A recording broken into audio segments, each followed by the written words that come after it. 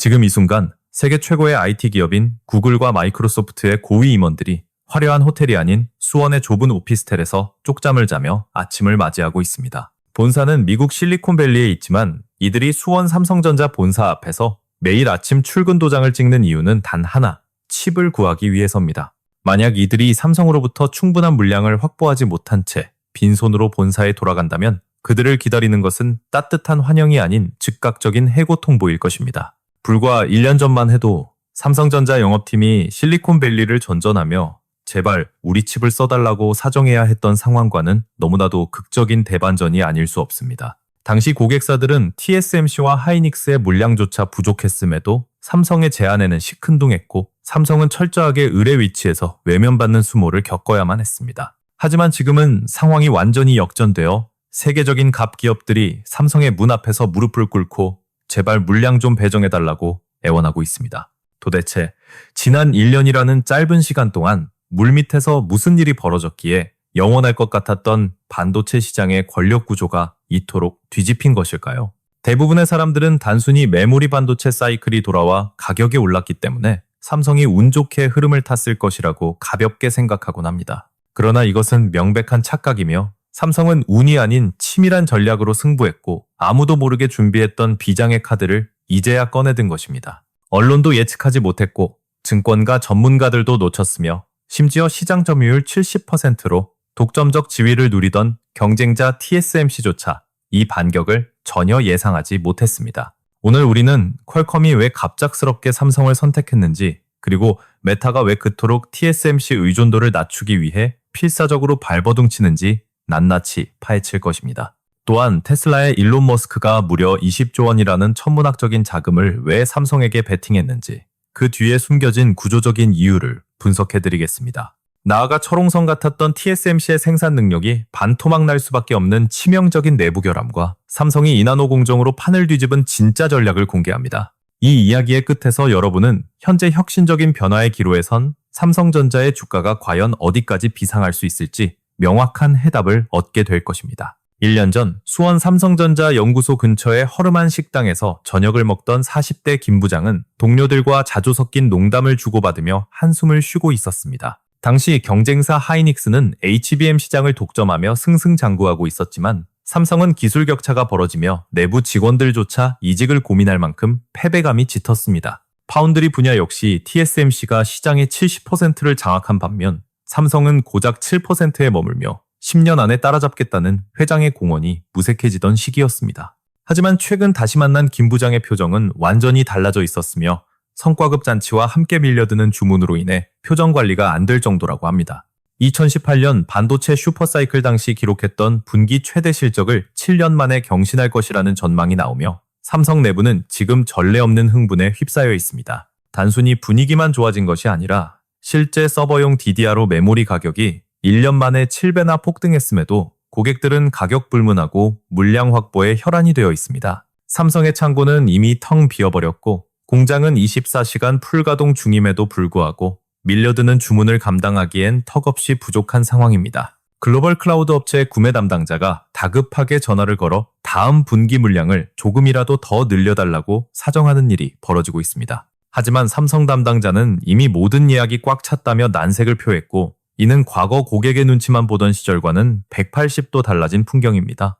돈을 더 주겠다는 제안에도 삼성은 가격 문제가 아니라 물리적인 생산 능력이 한계에 도달했다며 정중하게 거절할 수밖에 없습니다. 과거에는 삼성이 제발 사달라고 애원했지만 이제는 고객이 제발 팔아달라고 매달리는 상상조차 못했던 값을 관계의 역전이 일어난 것입니다.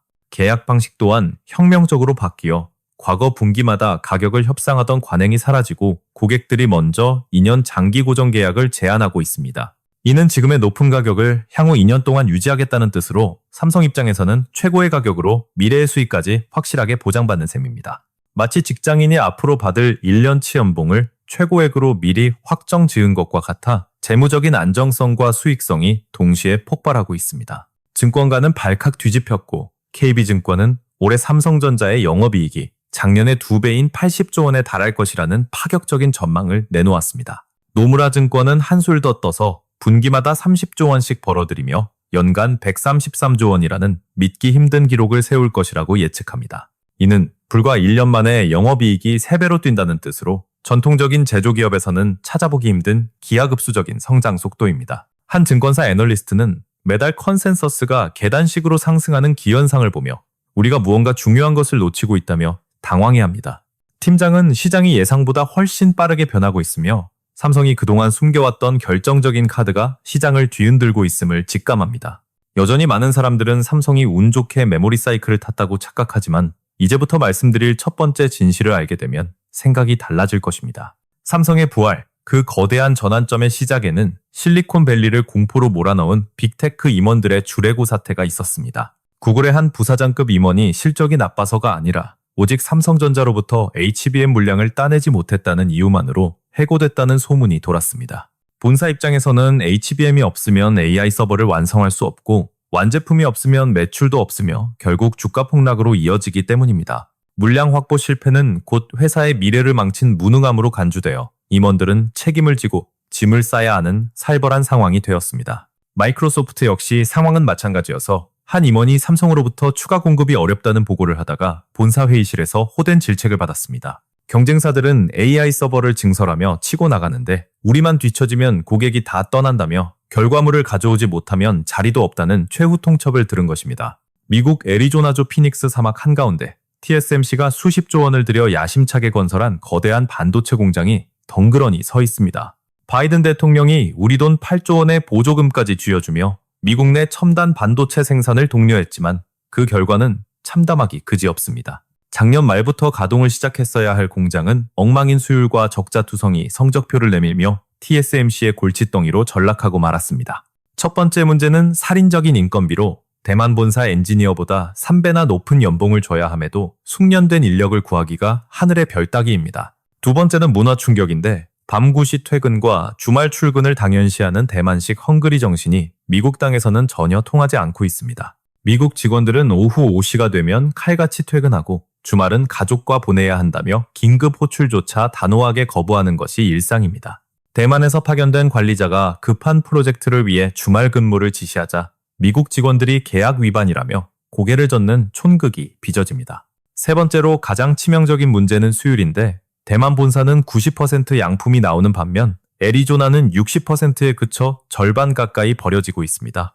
반도체는 0.1도의 온도 차이와 미세한 습도 변화조차 잡아내는 숙련된 감각이 필수인데 경험이 부족한 현지 인력으로는 역부족인 것입니다. 결국 현장 관계자는 수율을 정상화하려면 최소 2년은 더 걸린다는 암울한 보고서를 본사에 올릴 수밖에 없었습니다. 본사는 패닉에 빠졌고 고객사 납기를 맞추기 위해 대만에서 만든 칩을 비행기로 실어 미국으로 보내는 웃지 못할 대안을 검토 중입니다. 이렇게 되면 미국에 공장을 지은 본래의 목적이 사라지는 셈이며 물류 비용까지 더해져 적자폭은 눈덩이처럼 불어날 것입니다. 설상가상으로 공장 하나 짓는데 40조 원이 들었는데 앞으로 약속한 2공장, 3공장까지 지으려면 100조 원이 넘는 돈이 허공으로 사라질 판입니다. 3천억 원이 넘는 EUV 장비를 수십 대씩 깔아야 하는 상황에서 TSMC는 결국 속도 조절이라는 이름으로 투자를 늦추기 시작했습니다. 늘어난 비용을 감당할 수 없게 된 TSMC는 결국 가장 손쉬운 방법을 택했는데 바로 웨이퍼 가격을 15%나 기습 인상하는 것이었습니다. 인플레이션은 3%인데 가격을 15%나 올리겠다는 통보에 고객사들은 격분했고 이는 TSMC의 오만함이 극에 달했음을 보여줍니다. 평소 냉철하기로 소문난 애플의 팀 쿡조차 화를 참지 못하고 TSMC 회장에게 직접 전화를 걸어 가격 인상 철회를 강력히 요구했습니다. 하지만 돌아온 대답은 원가가 올라 어쩔 수 없다는 차가운 거절뿐이었고 팀 쿡은 대안이 없어 울며 겨자 먹기로 이를 수용해야 했습니다. 이 사건은 빅테크 기업들에게 충격을 주었고 TSMC 외에는 대안이 없다는 사실이 얼마나 위험한지 뼈저리게 깨닫는 계기가 되었습니다. 바로 이 순간 텍사스 테일러 공장에서 조용히 칼을 갈고 있던 삼성전자가 그들에게 유일하고도 강력한 구원투수로 등장합니다. 삼성은 이미 20년 전부터 텍사스에서 공장을 운영하며 현지화에 성공했고 이 경험은 테일러 신공장 건설에 결정적인 밑거름이 되었습니다. TSMC가 문화적 충돌로 비틀거릴 때 삼성은 자동화라는 카드로 사람이 할 일을 로봇에게 맡겨 미국 노동문화의 한계를 완벽히 극복했습니다. 핵심 공정을 로봇이 24시간 관리하니 미국 직원들은 칼퇴근을 해도 생산에 전혀 지장이 없으며 이는 현지 직원들의 만족도까지 높이는 결과가 되었습니다. 더 놀라운 것은 기술 수준인데 TSMC 애리조나 공장은 3나노에 머물러 있지만 삼성 테일러 공장은 최첨단 2나노 공정이 가능합니다. 이는 대만 정부가 자국 기술 보호를 위해 해외 공장에는 본사보다 2세대 뒤처진 기술만 허용하는 강력한 NE 규제 때문입니다. 반면 삼성은 이러한 제약 없이 미국 정부의 전폭적인 지원 아래 본토에서 바로 2나노 칩을 생산할 수 있는 유일한 대안이 되었습니다. 엔비디아와 구글 등 빅테크 기업들은 미국 땅에서 2나노 칩을 만들 수 있는 곳은 삼성뿐이라는 사실을 깨닫고 비밀리에 접촉을 시작했습니다. 그리고 마침내 시장의 판도를 뒤집는 결정적 사건이 터졌는데 바로 테슬라의 일론 머스크가 움직인 것입니다. 머스크는 완전 자율주행을 위한 차세대 AIO 칩이 시급했고 처음에는 관례대로 TSMC의 제작 가능 여부를 문의했습니다. 하지만 돌아온 대답은 대기 고객이 너무 많아 12개월은 기다려야 한다는 것이었고 1분 1초가 급한 머스크에게는 청천벽력 같은 소리였습니다. 화가 난 머스크는 전화를 끊자마자 삼성전자 파운드리 사업부장에게 직통 전화를 걸어 똑같은 칩을 언제 만들 수 있는지 단도직입적으로 물었습니다. 삼성은 망설임 없이 6개월이면 샘플을 볼 수 있다고 답했고 이는 경쟁사보다 무려 절반이나 단축된 파격적인 제안이었습니다. 고객이 원하면 밤을 새워서라도 만들어낸다는 삼성 특유의 DNA가 빛을 발하는 순간이었고 머스크는 이 속도에 완전히 매료되었습니다. 비용에 민감한 머스크가 가격을 묻자 삼성은 TSMC보다 30%나 저렴한 견적을 제시하며 웃기를 박았습니다. 계산기를 두드려본 결과 연간 웨이퍼 10만 장 기준으로 무려 9천억 원을 아낄 수 있다는 계산이 나왔으니 머스크 입장에서는 거절할 이유가 없었습니다. 지리적 이점 또한 압도적이었는데 텍사스 오스틴의 테슬라 공장에서 삼성 테일러 공장은 트럭으로 불과 30분 거리입니다. 대만에서 배로 한 달 걸려봤던 물건을 이제는 퀵 서비스처럼 1시간 만에 받을 수 있게 되니 물류 혁신까지 일어나는 셈입니다. 결단을 내린 머스크는 즉시 삼성과 손을 잡았고 그 계약 규모만 무려 20조 원에 달하는 초대형 잭팟이 터졌습니다. TSMC 입장에서는 15년 동안 독점해오던 핵심 고객을 한순간에 삼성에게 빼앗긴 뼈아픈 패배이자 몰락의 신호탄이었습니다. 테슬라는 시작일 뿐 스마트폰 칩의 제왕 퀄컴마저 TSMC 독점 체제를 깨고 삼성으로 물량을 돌리는 멀티 파운드리 전략을 선언했습니다. 대만 현지 언론조차 TSMC의 과도한 가격 인상 부담 때문에 퀄컴이 삼성에게 상당 물량을 배정할 수밖에 없다고 분석하고 있습니다. 메타 역시 자사 AI 가속기인 MTIA의 생산 라인을 다변화하여 TSMC 의존도를 낮추기 위해 필사적으로 움직이고 있습니다. AMD의 리사수 CEO 또한 공급망의 안전을 위해 이원화 전략이 필수적임을 공식적으로 언급하며 삼성과의 협력을 시사했습니다. 이처럼 글로벌 공룡들이 일제히 움직이는 이유는 TSMC라는 한 바구니에 모든 달걀을 담아두는 것이 얼마나 위험한지 깨달았기 때문입니다. 만약 대만 해협에서 전쟁이라도 발발한다면 전 세계 반도체 공급이 마비되어 글로벌 경제가 멈추는 최악의 시나리오가 현실이 됩니다. 아이폰도 엔비디아 GPU도 최첨단 자동차도 만들 수 없게 되며 인류의 기술 문명이 일시에 정지하는 재앙이 닥칠 것입니다. 미국 랜드 연구소는 중국이 대만을 침공할 경우 세계 반도체 공급이 80% 감소하고 경제 손실만 500조 원에 달할 것이라 경고했습니다. 이러한 공포 속에서 빅테크 기업들은 대안을 찾아 헤맸고 메모리와 파운드리를 모두 갖춘 삼성전자가 유일한 구명조끼임을 확인했습니다. 삼성이 가진 가장 강력한 무기는 메모리 생산부터 파운드리 제조, 패키징 조립까지 한 곳에서 끝내는 원스톱 턴키 서비스입니다. TSMC에 맡기려면 파운드리 따로, 메모리는 하이닉스에서 사오고 패키징은 또 다른 업체에 보내야 하니 과정이 복잡하고 비용이 셉니다. 반면 삼성은 엔비디아가 GPU 10만 개 세트 주세요 라고 주문만 하면 내부에서 알아서 조립해 완제품으로 딱 내놓습니다. 중간 유통 과정이 생략되니 납기는 획기적으로 줄어들고 물류 비용과 관리비가 빠지면서 가격 경쟁력은 압도적으로 높아집니다. 고객사 입장에서는 골치 아픈 조립 과정을 신경 쓸 필요 없이 가장 싸고 빠르게 완제품을 받아볼 수 있으니 거부할 수 없는 유혹입니다. 여기에 더해 차세대 핵심 기술인 HBM사 경쟁에서도 삼성이 하이닉스를 기술적으로 앞서 나가는 기염을 토하고 있습니다. 최근 공개된 중간 테스트 결과에서 삼성은 속도와 전력 효율 모든 면에서 하이닉스와 마이크론을 제치고 최고의 평가를 받았습니다. 이는 삼성이 메모리 반도체 기술력에서 2018년 이후 무려 7년 만에 하이닉스를 다시 추월했다는 역사적인 사건입니다. 하이닉스가 기존 방식을 개량하는 안전한 길을 택할 때 삼성은 구조 자체를 완전히 뜯어고치는 과감한 혁신을 시도한 덕분입니다. 그 비결은 HBM의 두뇌 역할을 하는 맨 아래층 로직 다이에 있는데 삼성이 여기에 파운드리 최첨단 공정을 적용했습니다. 하이닉스가 12나노 공정에 머물러 있을 때 삼성은 자사의 파운드리 능력을 활용해 무려 4나노 미세 공정을 적용해버린 것입니다. 회로가 미세할수록 전력 소모가 줄어들어 열이 적게 나고 열이 적으면 칩의 성능을 극한까지 끌어올릴 수 있는 선순환이 일어납니다. 이것이 바로 파운드리와 메모리를 모두 가진 삼성만이 가능한 시너지이며 경쟁사 하이닉스는 절대 흉내낼 수 없는 독보적인 강점입니다. 하이닉스는 자체 파운드리가 없어 TSMC에 의존해야 하는데 TSMC조차 라인이 꽉 차서 기술 공유를 꺼리니 진퇴양난에 빠진 것입니다. 이 기술 격차는 시장 점유율을 뒤흔들어 내년 HBM사 시장에서는 삼성이 하이닉스와 대등하거나 오히려 앞서는 5대5 혹은 4대4 구조로 재편될 것입니다. HBM 시장 규모가 100조 원으로 커지는 상황에서 점유율이 2배로 늘어난다는 것은 삼성의 관련 매출이 순식간에 3배 이상 폭증함을 의미합니다.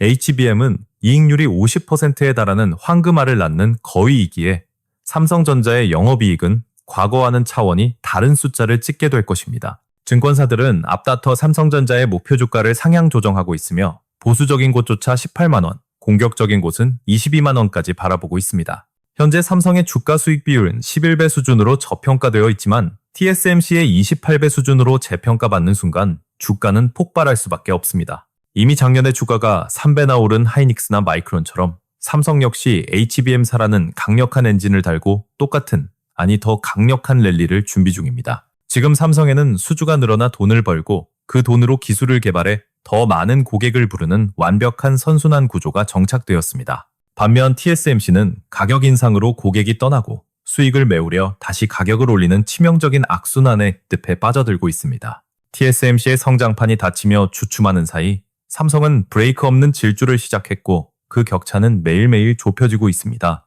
올해 상반기 테일러 공장 가동, 2분기 HBM사 출하량 2배 증가, 3분기 테슬라 칩 양산 등 호재들이 줄지어 대기하고 있습니다. 이것은 막연한 가능성이 아니라 이미 톱니바퀴가 맞물려 돌아가기 시작한 현실이며 구르기 시작한 눈덩이는 멈출 수 없습니다. 2011년 애플의 칩 주문을 뺏기며 절치부심했던 이재용 회장의 15년 뚝심이 이제야 비로소 패권 탈환이라는 결실을 보고 있는 것입니다. 테슬라가 돌아왔고 퀄컴이 움직였으며 메타도 합류하는 이 흐름은 마치 물길이 바뀌어 강물이 다시 제자리로 흐르는 것과 같은 거대한 섭리입니다. 반도체의 중심축이 대만에서 한국으로 넘어오는 것은 희망사항이 아니라 숫자가 증명하고 실적이 보장하는 거부할 수 없는 현실입니다. 올해 영업이익 80조 원, 내년 130조 원이라는 믿기 힘든 성적표는 삼성전자가 단순한 제조기업을 넘어 초거대 테크 기업으로 진화했음을 보여줍니다. 주가 20만 원 시대는 꿈이 아니며 우리가 망설이는 지금 이 순간에도 외국인 투자자들은 조용히 삼성전자를 쓸어담고 있습니다. 거대한 부의 이동이 시작된 지금 강 건너 불구경하듯 지켜만 볼 것인지 아니면 흐름에 올라타 기회를 잡을 것인지는 오직 당신의 선택에 달렸습니다. 위기는 기회의 다른 이름이었고 삼성은 위기를 넘어 전설을 쓰고 있습니다. 여러분은 이 전설의 목격자가 아닌 주인공이 되시겠습니까?